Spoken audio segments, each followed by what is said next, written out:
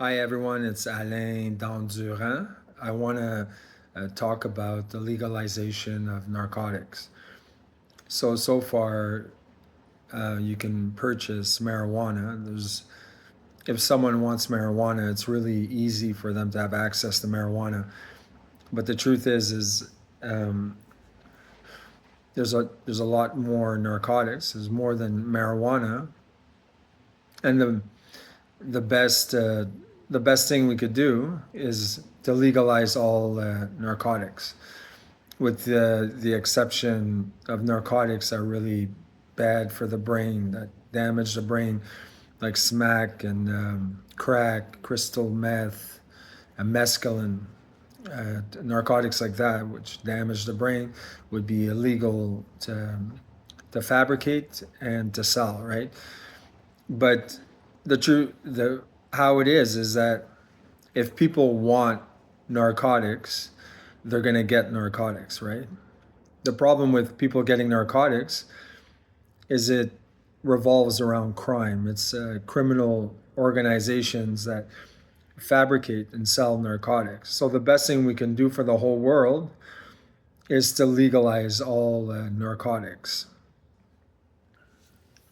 So that would reduce crime a lot. You know, when you talk about street dealers that did a lot of crimes, you got people that killed other people because other people owed them drug money, or simply like an escort died or got brutalized, raped, and died in the milieu of criminal organizations that are selling narcotics, right?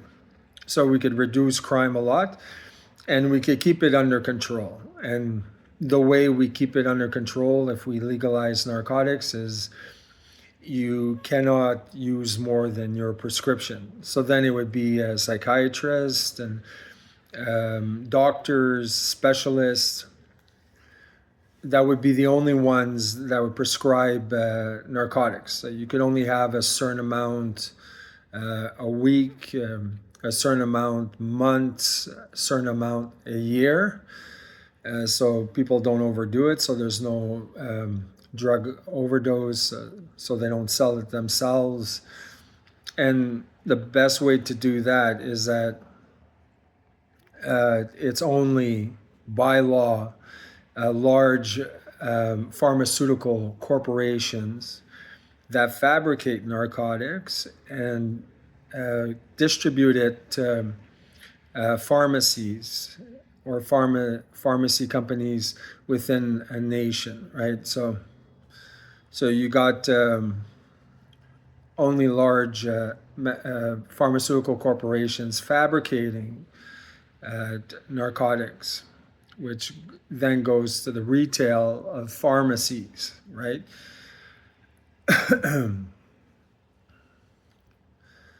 So far we got we so far as a global society we were able to legalize marijuana, and we could do the same with narcotics. It's in everyone's favor, or it's in global society's favor, to legalize narcotics. So we have somewhat control and order, if it's approved by, let's say, a global government or a federal government, where we keep it under control. And let's say the person happens to be an active alcoholic or an active drug addict in the police system or in the judicial system or in the federal system. It's noted that they have problems with drugs and alcohol. So then, if they go to the doctor to get a prescription for narcotics, they're not able to get a prescription because it's already noted in the system that they have a problem with drugs, right? They have a problem with using narcotics, which usually means that they're active drug addicts, right? So eventually it's known that all around the world, like everyone's record is implemented in the system. So we don't have to worry about that, right? The key idea worldwide would be to reduce the amount of large pharmaceutical corporations that fabricate narcotics and distribute narcotics, because then it would be much more efficient and affordable for everyone. If there's a lot of pharmaceutical corporations fabricating and dispersing, then it becomes more expensive for everyone. So we might as well keep it low in cost.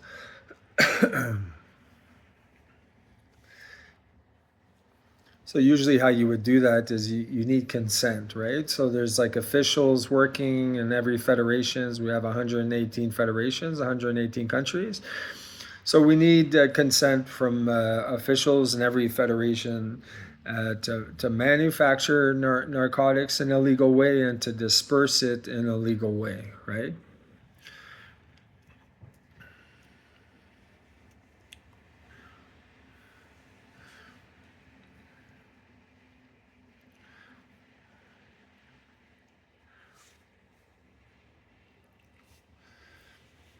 It was also said that what's ideal for us, just simply within one nation, is to have only two pharmacy companies. So when you talk about pharmacy companies, those are actual retail pharmacies. So it would be ideal for us per nation only to have two pharmacy companies, so it's much more affordable for everyone. But it's not just narcotics, like also medication and like what have you, what they usually sell in pharmacy retail, right?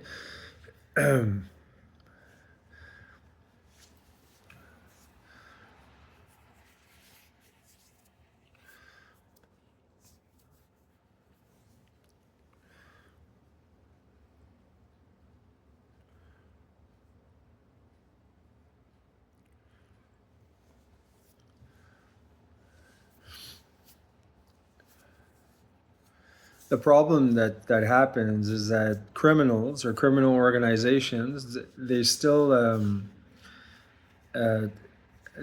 have fabrication plants, right? They still have cartels and fabrication plants where they sell. It's not only they sell narcotics, but they continue in their criminal behavior. So the best thing we could do on a federal level, a federal government level, is to legalize narcotics and to impose laws where the only ones that are allowed, permitted by law to fabricate narcotics and disperse it is actually only large pharmaceutical corporations, right? Because if they could do it, they'll do it, right? The criminal organization, if they could continue selling narcotics, fabricating it, and criminal behavior, they're going to do it. For them, it's a lot of money, but for global society, is disastrous. What comes along with criminal organizations selling narcotics.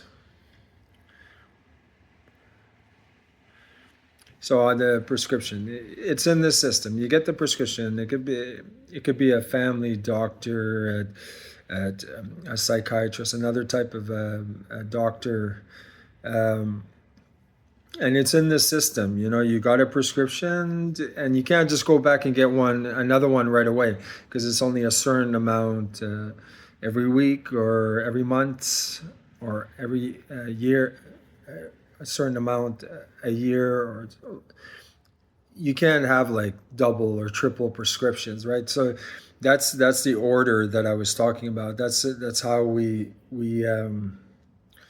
keep the selling of narcotics under control. So there's not as much harm, because as it is now, if you want narcotics, you get it from criminals, and you can have as much as you want. It's kind of like a havoc. It's a very chaotic world, and we could avoid that and make it more comfortable and convenient for all those that want to use narcotics, for all those that want to use narcotics.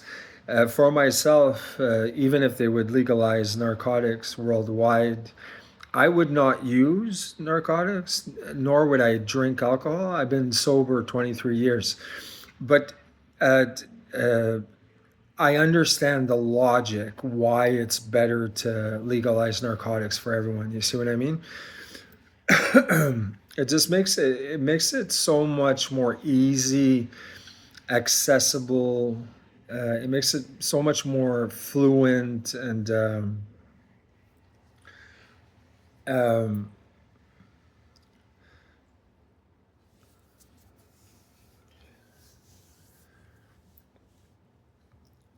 and comfortable, right? It makes it more comfortable for everyone. Um,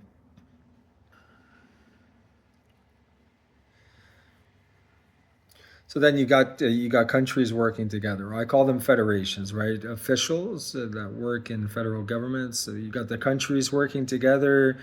They work together in minimizing the amount of pharmaceutical corporations that fabricate, disperse narcotics. Because we can't just, it can't just be like Canada or Quebec or like Australia. It's like we have to work together to legalize narcotics. Or it's like some countries they still have criminal organizations fabricating, dispersing narcotics, and then other ones they abide by only large pharmaceutical corporations to fabricate and disperse narcotics. So we have to work together as 118 countries, as 118 federations, as officials all around the world. And most of the crimes that committed in the world revolves around the selling of narcotics, because the ones that sell narcotics are criminals, right? So they not only sell narcotics, they tend to indulge in other types of crimes that goes along with being in a milieu of selling narcotics. Most crimes revolve around the criminals that are fabricating and dispersing narcotics. So the only way is for us as a global society to legalize narcotics together, right? So because that's gonna reduce crime so much worldwide that it's definitely in our best interests, right? But it's like consent. It's like you need consent from officials everywhere. You pretty much need consent from officials of all the 118 federations. Well, you can't force people to do certain things. It's if we had like a global government, then it's easier to pass laws. You got global law, you pass it to the federal government or federal governments, plural, right? Because the global government is holding everything together, and then it's easy to implement laws that only large pharmaceutical corporations can fabricate, disperse narcotics. It's easy to implement laws of only per nation only having two pharmacies to make it much more affordable, or like laws like we only need one worldwide search engine, like an engine that activates the internet. Like we only need one, which makes it better for everyone. Another example is like internet. We only have we would only have two internet servers. So ideally, the best way for all of us is to only have two internet servers, right? And I was talking about global government and global communism. Federations decide for themselves what kind of political system that they want to implement. And I talked about politicians are there to serve their nation people, to serve their national citizens. But what you talk about like large pharmaceutical corporations. All in all, the best thing we can do is only have three worldwide manufacturing warehouses that fabricate every product and item at an affordable price. You see, because the problem, as I see, is there's too much marketing, there's too much advertisement. It's like big companies are trying to force things, products, items, fashion, a style. They try to force it, but people already know what they really want, right? Like they know what they really want in their life. They know how they want to look. They know the clothes they want to wear. Uh, they know there's certain like home appliances they want. Whatever it is, they people know what they want. So you're not supposed to press it on them or market or advertise or promote. You're supposed to in my opinion, you're supposed to fabricate what people really want at an affordable price. So then that gives people access and freedom, right? So in terms of global government, you have global communism where federations all around the world, they choose the political system that they want. You can't force them to, to, to do what you want them to do.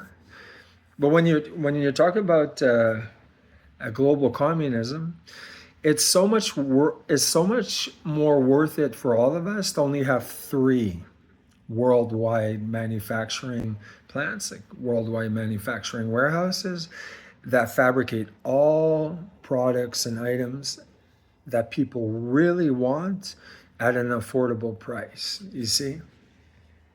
So then you talk about pharmaceutical corporations that fabricate and disperse narcotics. It's the same thing. Those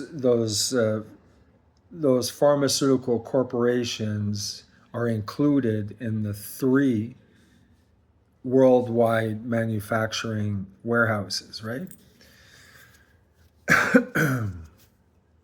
You talk about retail. You can't force people not to open up a clothing store or a cafe, or you can't tell people not to open up like a music store or like some kind of cell phone store or mobile line store. You can't retail. It doesn't really matter.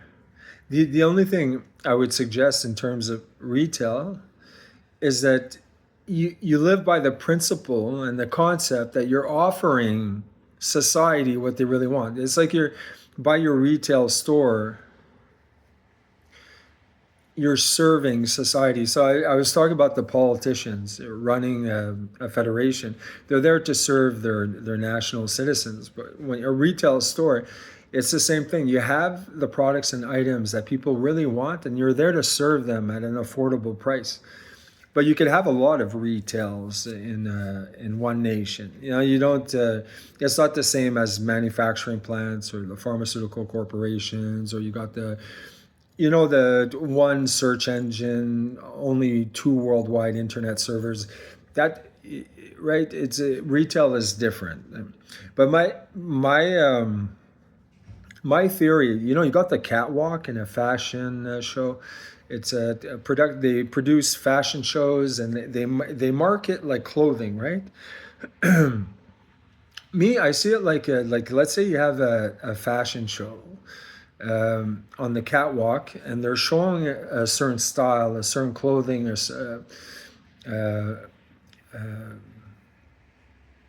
they're showing like different stuff, right? Different uniforms.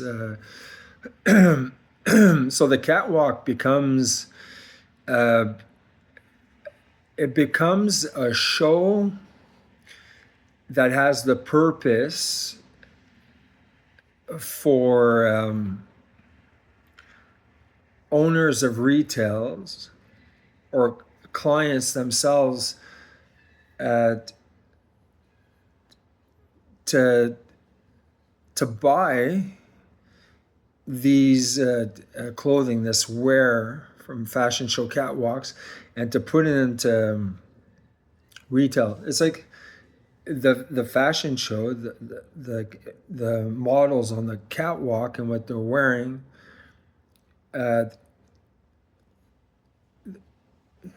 They're they're showing new things, right? They're showing like a new style, new wear, new kind of clothing, like a new design, and that people can take that if they like it.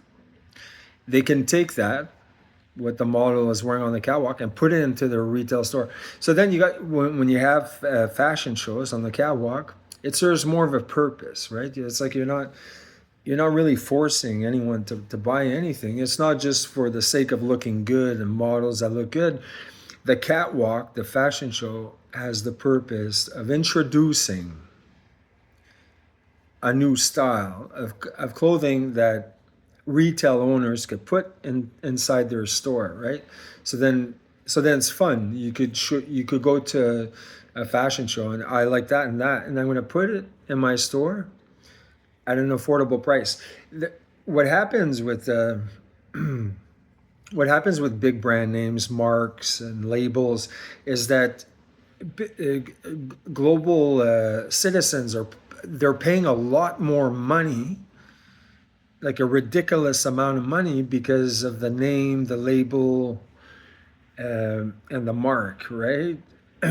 So let's say you have a fashion show with the catwalk. It doesn't have a name. It's just like the uniform. It's the clothes. It's the wear, and you put in retail at an affordable price. But there's so many brand names and labels and marks, and it doesn't really make a difference in our life if our clothing has a name or not, right? It doesn't make any difference in other people's lives if the clothing has a name or not, right? So, when you talk about three large manufacturing plants that fabricate all items and products, would also be clothing and wear and footwear. You don't have to. You don't.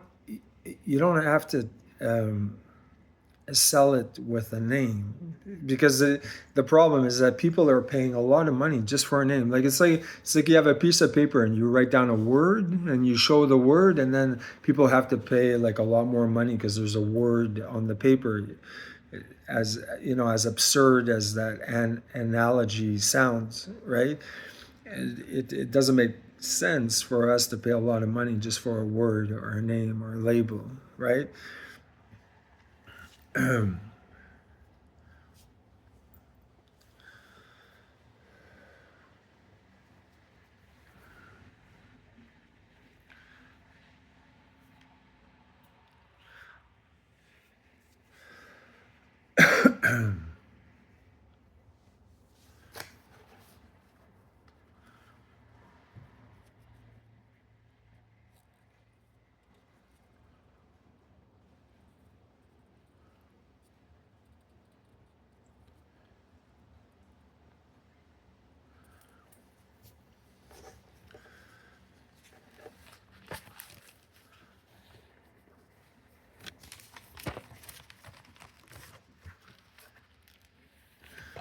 Just pausing to gather my thoughts.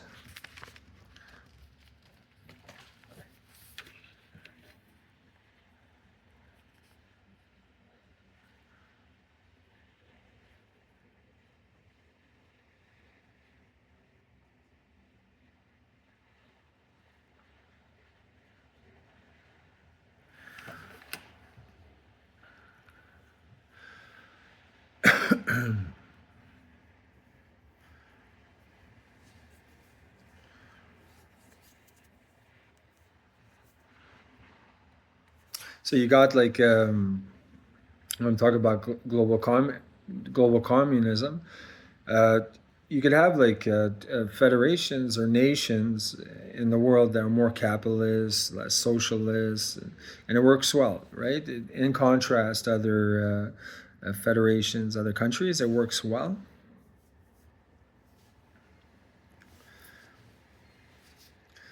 Then you have like certain nations that are more socialist. Uh,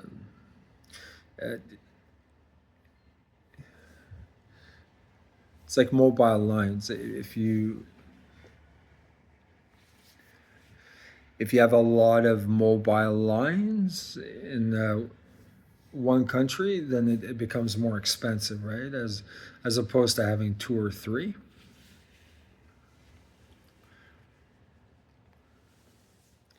Everyone's like, everyone's into cell phones these days and getting the right mobile line, a certain amount of money every month. So it's worth it, right? I would assume ideally per nation not to have more than three mobile line companies, so we can offer everyone the right mobile line program at a very affordable price. You see.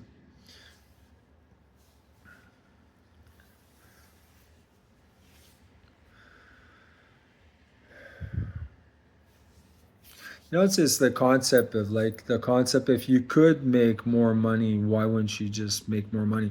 If you could buy off other companies, why wouldn't you do it?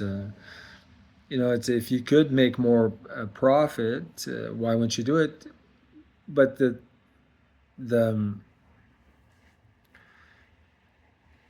the aspect that doesn't make sense about that is like, yeah, you're racking in more money, you're racking in more profit, but it's costing people a lot more money, right? There's still like, you talk about socialism and everything. It's not just about socialism or communism, but there's a lot of people there, they don't even have like enough money to buy what they want. You got brand names. There's so many companies, so many corporations. The global economy doesn't really make sense, and but when you like work together and you work together and to have more of a um, to have more of a view on the clients, right? So you got national clients, or you got global clients, and to serve them better, right? To offer them a cheaper price, a good, like a good service, a good product, a good item, what they really want at a cheaper price. Because some people, they don't care, right? It's like they see it like the big fish eat the small fish, and it's just a world like that. But it doesn't have to be, right?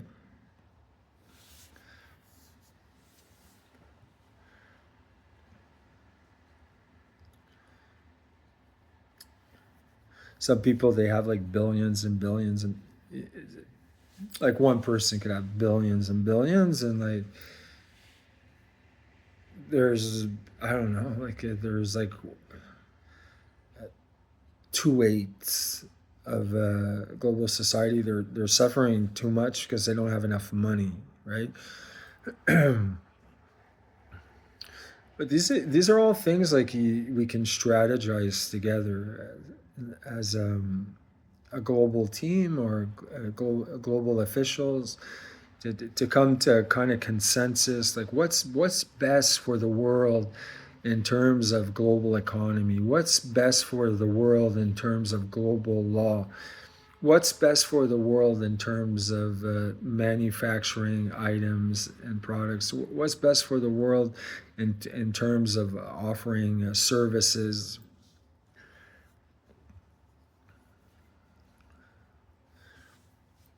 what's best for the world in terms of crime, right? I was talking about it's criminal organizations that fabricate and sell narcotics. But if we ever get to the point where we have global government, it would be easy to have a department in global government called global security, where you have cameras everywhere, like all around the world. And there's even we have satellite cameras over our hemisphere. Like you have planet Earth, and then you have the hemisphere around planet Earth. Over around the hemisphere, there's satellite cameras. So we know how to reduce crime even more with global security with these cameras everywhere. But you would imagine the only two places where we can't put cameras is in public bathrooms and inside people's homes. But you could pretty much view everything else, and that would reduce a lot of crime too. So it's like instead of being self-centered on ourselves, why I want to make like billions and do this, and It's I want this, I want that. It's like you're centered on other people, right? And you're centered on people, they don't have enough money, they don't have the right home, they don't have enough cigarettes, they don't have enough food. There's some other people, they can't buy what they really want because they don't have enough money. Or some people, they don't have a vehicle, they could use a vehicle to get from point A to point B. It's some people are trapped in a hole. They're in a situation, they don't know how to get out. They need help. They don't know where to get the help. They don't have access to maybe like a psychologist or a social worker. Um, uh, some people are stuck like in a rut, like they have the wrong people around them, and they don't know how to make their life better. This is some people that it goes on and on and on, right? There's a lot of people that are suffering, and there's a lot of people that don't have enough. And us as a global society, um, we can help them, right? We could be there for, even if it means that, let's say we get no profit or money back, we can help them, right? So it's like instead of being self-centered on ourselves, just what we want, we become centered on others, right? And what's best for others. And for sure, like as a global society, we can reach that point. Like I talk a lot about global government, but when you see what it's worth, the value and how much it changes the world, like why not just implement it?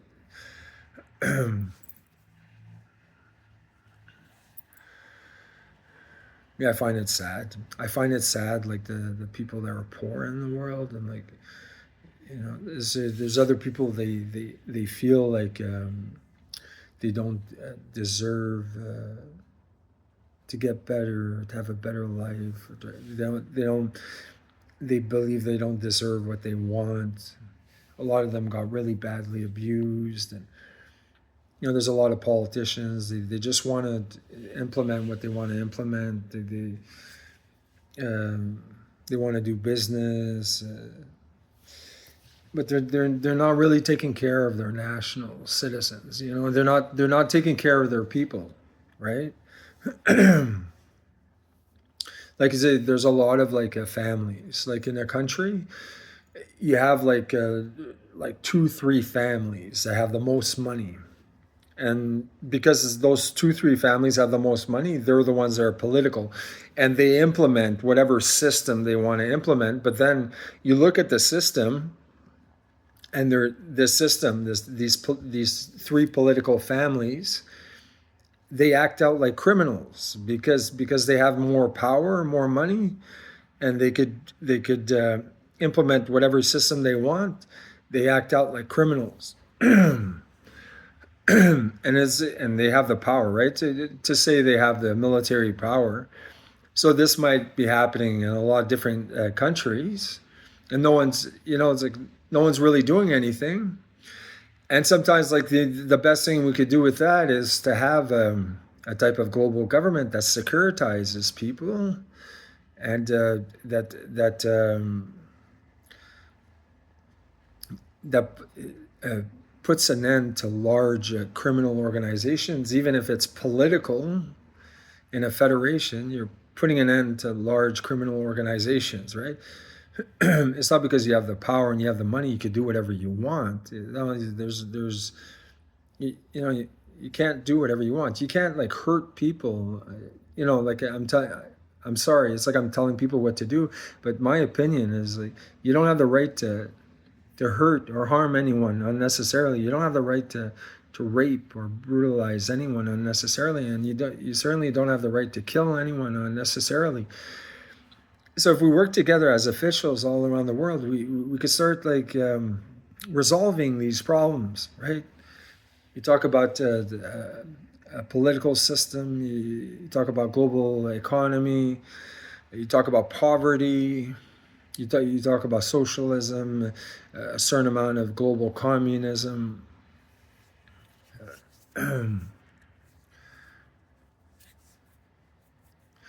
You talk about helping people and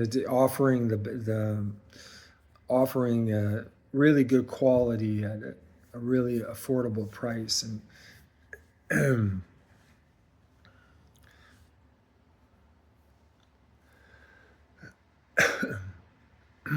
some people don't like they don't have enough money to do the schooling that they want to do. Like they know like ideally which school they would do, but whether it's college or university, but they don't have enough money, or it could be like another kind of alternative kind of school, and they don't have enough money. But some other people or some other Federal Reserves, they have enough money to cover these prospective students or potential students, right? You talk about the institution of global education, right? Just like what they're teaching, what they're missing. Uh, it varies from one country to the next. It varies from one federal school board to the next. People are learning different things in different countries, right?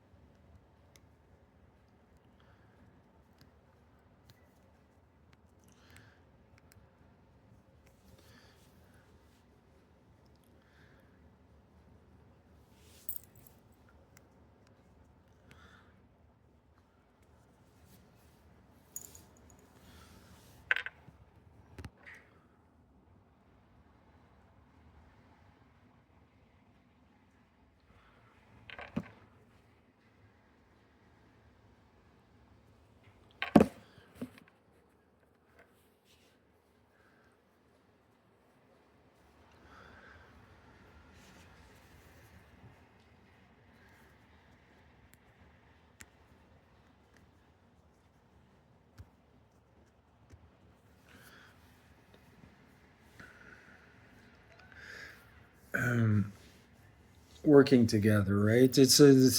Yeah, we officials all around the world working together, we can improve things so quickly. Talk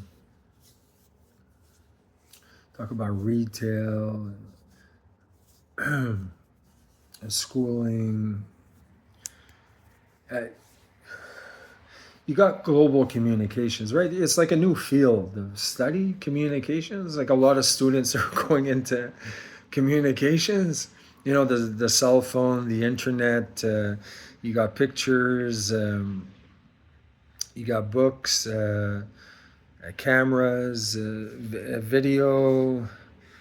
You got federations communicating with other federations. In Canada, you have RCMP Canada, and you have in US you have FBI, and people are interacting with each other all around the world, right? It's called global communications.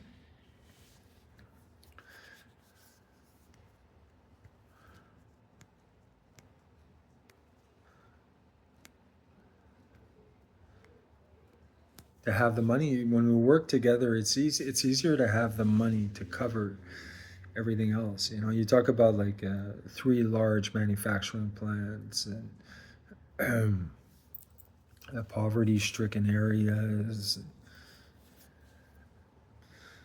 And you got necessity. They have more than enough food, more than enough cigarettes. They have a bank account.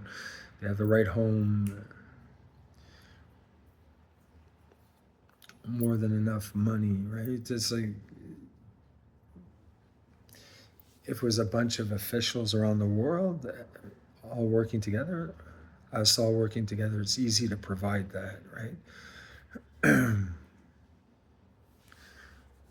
Some of them they need treatment, they need therapy. They don't have access, or some people they don't have access. They don't have enough money for the dentist. You know.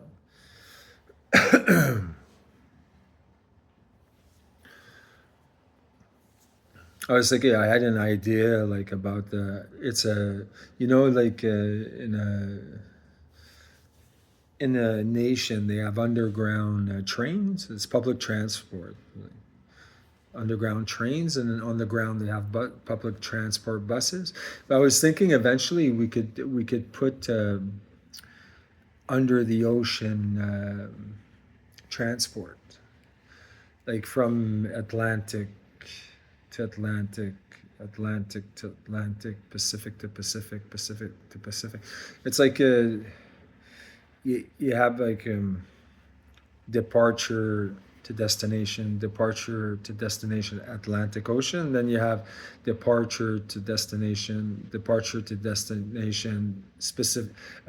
Pacific Ocean.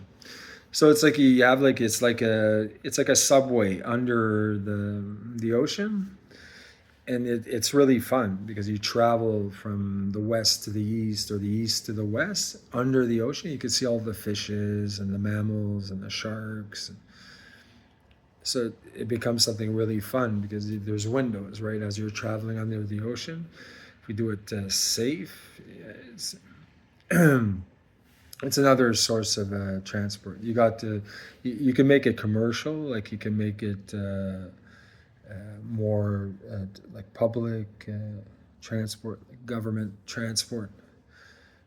We have the airports with the airplanes. You have underground public transport. You got the buses and the trains up ground. So it's just like it'd make it a lot easier for us as a global society. We have under the ocean transport. People take they airplanes. They take airplanes from the west to the east, from the east to the west. But under the ocean is probably the same amount of time. If it goes fast enough, the under the ocean train or subway, it should take like the same amount of time, right?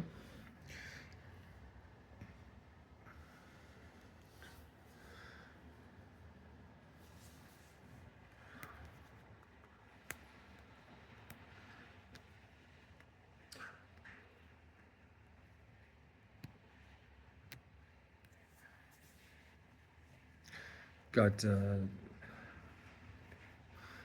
global law, global court. You have global intelligence, right? You got, people call it secret service. You could have a global secret service, a segment secret service. You could have federal secret service. So you talk about intelligence, right?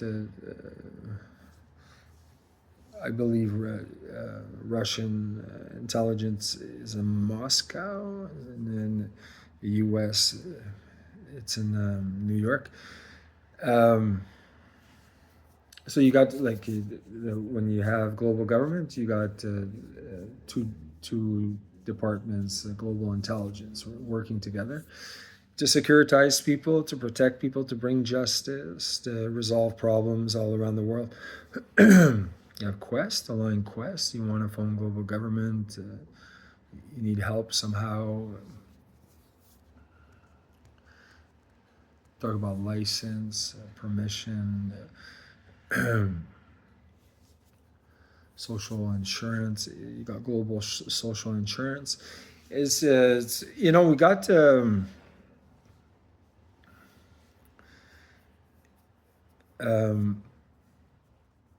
the only like cards that we need, the only cards we need is a financial card and an ID card.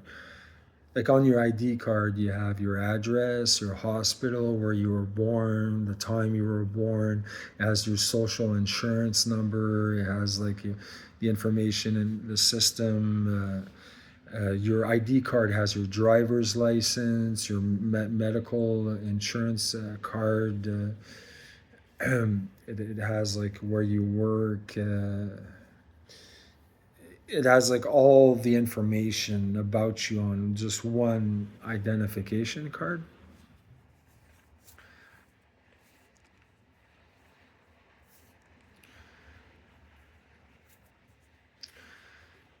everything having to do with your ID, everything having to do with you is all in one ID card. They could scan the ID card, it wouldn't make a difference. Then the only other card is a financial card, right?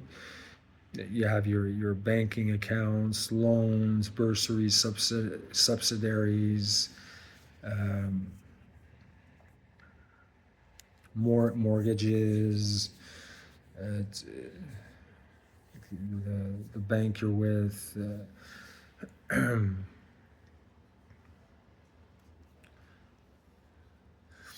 You have all your internet banking and your financial card. It's like a word, like what you buy off the internet, which company you buy off.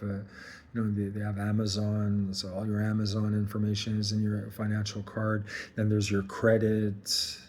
It's like how much credit.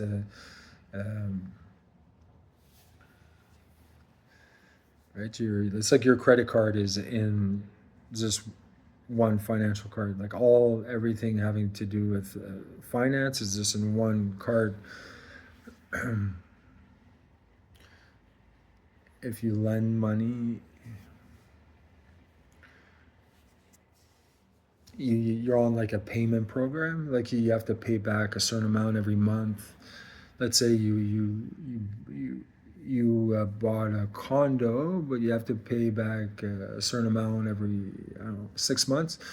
So that's on your card, right? All that information is on your card. So when we only need two cards, the ID card and financial card. The only third card there would be is people in the workforce as affirmative entities. And you say, what's that? It's a soldier, a militant, a Secret Service, a rep. It's police.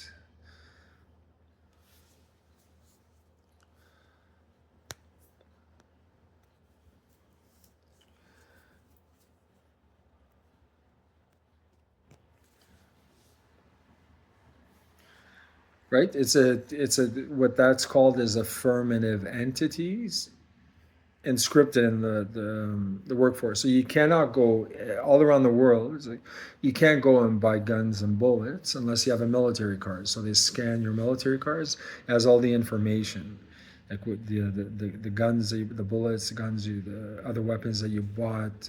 If you return it, it has all that information. Because what happens with that if we only have like a third card, military card, if you're inscripted in the workforce as an affirmative entity, what happens is that also reduces crime a lot, because a lot of people are able to get guns and bullets because the retail stores are too flexible. They'll sell to anyone. But if by law you have to have a military card, then that would help all of us, and it would protect us better also. Okay, so I was talking about the legalization of narcotics, right? So improving the system, right? If people want narcotics, well, they're going to get narcotics, right? It's just that logical, but we can make it a system that's so much better. You talk about global communism, the different aspects of global communism, maybe intertwined with a type of global capitalism. um,